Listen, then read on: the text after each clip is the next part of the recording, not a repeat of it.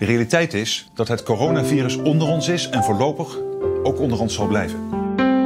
De realiteit is ook dat de komende tijd een groot deel van de Nederlandse bevolking met het virus besmet zal raken.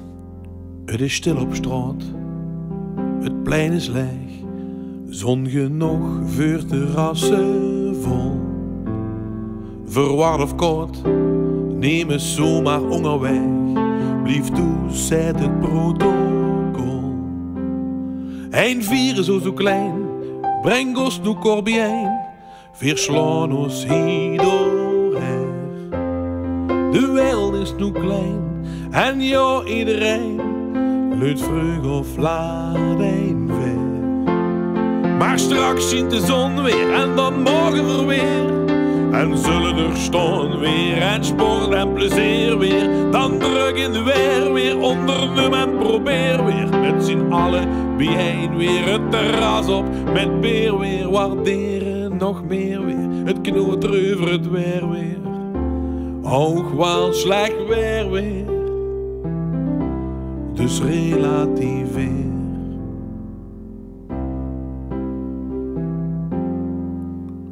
En zorg voor mekaar.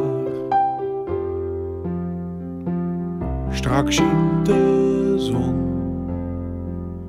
Het voelt ook een beetje akelig en onwerkelijk. De komende weken gaat het allemaal stilvallen. En het is even de vraag hoe lang we dat volhouden. Naast alle mensen die nu keihard aan het zorgen zijn, op welke manier dan ook, wil ik graag een dikke pluim geven aan al het personeel in de jeugdzorg.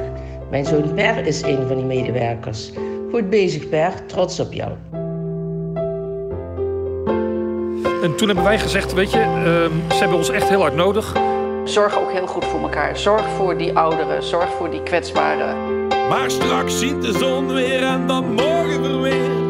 En zullen er staan weer en sport en plezier weer. Dan druk in de weer onderneem en probeer weer. Met z'n allen bijeen weer. Het terras op met beer weer. Waarderen nog meer weer.